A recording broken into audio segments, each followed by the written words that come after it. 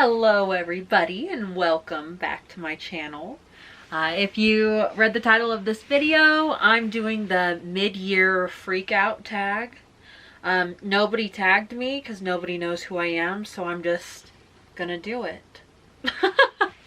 I am doing this a little late. It's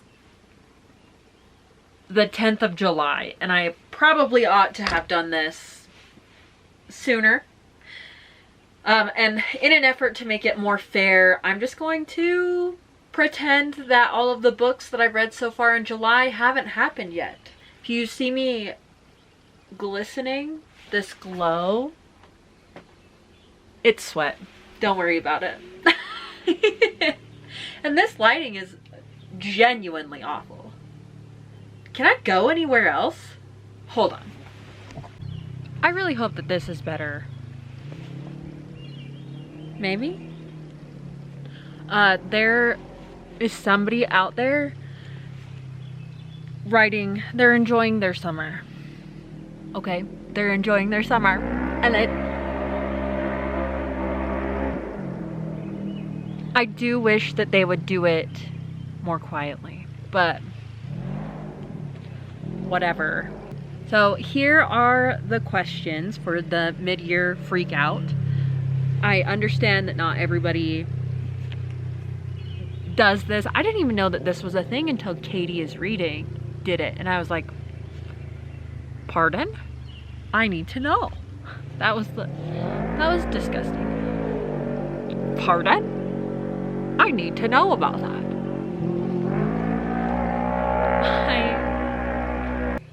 So I've got the questions right here. The first one, hold on, whoa. Getting ahead of myself.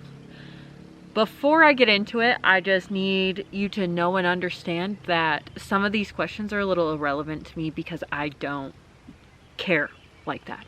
So the first question is the best book you've read so far in 2024. I'm thinking back and I think that I've had a really good year for books, but the sheer fact that I was able to read The Wise Man's or A Wise Man's Fear by Patrick Rothfuss, just cruising along in 1,000 pages. I was pretty obsessed with it. I was very into it. It seemed kind of like a cop-out because, of course, I love Patrick Rothfuss, but so far I think that that's the best book of the year for me. The best sequel I read so far is Murtaugh. Oh,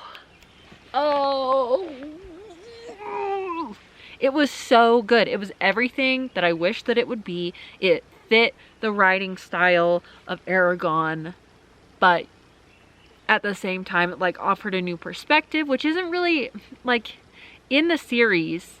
The inheritance cycle, you get to read from other people's perspectives, but it's not very effectual, I think. So he did a lot of work into it, and I was so flabbergasted I didn't even know that it was coming out. I loved it. I loved every second of it, and I think that it's a wonderful addition to the series. It doesn't feel like it sticks out from all of them, which is why I would say that it's the best like sequel. It's not the sequel, but you know what I mean. A new release that I haven't read yet, but I want to. See, this is where it gets a little weird. Because I don't care about new releases at all. I don't follow them. I'm not really interested. So I'm going to skip the next two. So that's the new release I haven't read yet. And then the most anticipated release for the second half of the year. I just don't really care. Number 5 is the biggest disappointment so far. It was American Gods by Neil Gaiman. I just didn't fuck with it, man.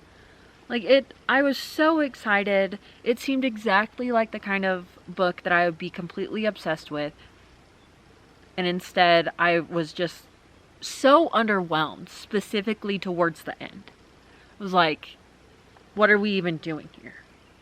What was the purpose of all of that? So, unfortunate. I didn't give it, what did I even give it? I gave it 3 stars still, but I really expected it to be a 5-star book. What can you do? The biggest surprise this year?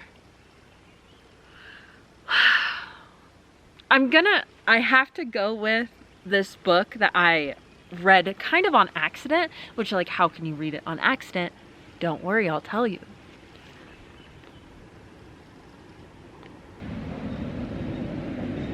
The biggest surprise this year is a book that I took the name, like the title of it, literally. I was looking for like information about clouds, like actual clouds. And I checked Cloud Atlas by David Mitchell out on Libby as an ebook. Spoiler alert, it's not about clouds.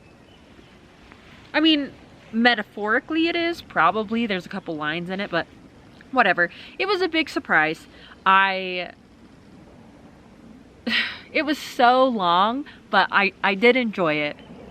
It surprised me that I even cared enough to read like a 500-page book, especially because it wasn't what I wanted. Favorite new author or debut to you? I can't say that because I read it in July already. Ugh, let me go back through. I think Leah Bardugo? Because I read Ninth House and Hellbent in June. I never read any of her books before. Ninth House had been on my list of like want to read for a really long time. I had to place it on a hold, and somehow that always increases the anticipation for me. So that's my answer for that one. My newest fictional crush. Is it inappropriate for me to say Anton Schuker? Is that how you say it? Anton? I know it's Anton Schuker. From No Country for Old Men. I'm sorry, I don't care. I don't care that he's a psychopath. I don't care that he's violent. When he said, when he was asked, so you're certain you don't have any enemies? And he says, I would never allow that to happen.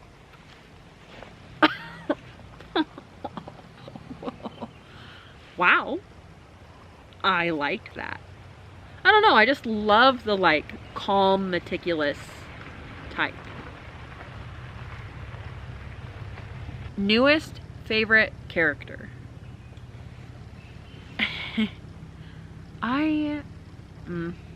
YT from Snow Crash by Neil Stephenson. Oh my fucking god. I mean, newest favorite character as far as like 15-year-old girls go. Like she was just so blasé about everything happening, just so hardcore for no fucking reason. It was really cool, and I like her. So that's my answer for that one. Book that made me cry. Iron Flame, Rebecca Yarros. Hysterical, sobbing, losing it. Actually, I was not well. Not well at all. That was horrific. And I didn't anticipate that because I wasn't super into like whatever the fuck that is called. It's like Dragon Academy or whatever. I was like sobbing in that book. A book that made me happy. Happy? Not to be weird, but Counting the Cost by Jill Duggar and Derek Dillard and whoever else fucking co-wrote it. It did make me happy. I mean, it brought up a lot of feelings about like religion and abuse and like parental control. But just, even though I personally would not continue to have a relationship with my family post everything that happens in that book, like everything that's detailed, it does make me happy that she feels comfortable, that she feels like yeah, we went through all of this. I got my money. And now I'm like pursuing a relationship with my family as my kids get older. That's super cute. I love that. Good for her. Very happy. The most beautiful book you bought so far? I have only purchased 2 books, and neither of them are pretty, so I'm gonna skip that one. They're just secondhand. What books do you need to read by the end of the year? Oh, why did my voice just like quiver? So, I'm having a difficult time because Steven and I we like curated this little library for us to bring up with us. So, and then we stored the rest of our books down with a friend. And I just keep getting library books and not reading the books that are in my home. So the books that I need to read by the end of the year, at minimum, are A Portrait of Dorian Gray, A Portrait of an Artist as a Young Man, On the Road, In Dubious Battle, Dandelion Wine. So those 5 books, they're coming up. Once I get through Summerween, I'm going to make an attempt. I'm going to read at least 2 of those 5 books. The final question, which good because my camera is like literally about to run out of space, is your favorite book community member. I mean, I watch a lot of Katie is Reading, but I wouldn't say that she's my favorite. She just has this, her videos are so long that I like to put them on in the background. So I'm gonna pull her up. Actually, cancel. It's Trey Read That on Instagram. Cancel what I was saying. I'm so sorry, Miss Ma'am. You're also funny, but Trey Taylor, the video creator, it's already right there. He's so funny. He's funny, and like, yeah, does he review the books really? Probably not. But he gives me, it's like inspiration to read and be funny about it and express myself. And he has a type of humor that's very similar to mine. I just enjoy that he's out here making like silly content, and yeah. So that is my mid-year freak out. I'm so excited for Summerween. I already have some books picked out. I think I'm gonna breeze through them really fast because like I've just been doing that. I mean, look where I live. It's like impossible to not just sit out and read. Once I get done with that, I'm gonna get started on reading the books that are already in my house. And it's a good fucking thing that Steven reads a lot like more relaxed than I do, because it gives me time to read the like 3 books that he's already read and I'm falling behind. So, alright, that's the end of the video. I hope you enjoyed. Do whatever down there, especially if you leave me a comment that's like actually funny, please. I would like that.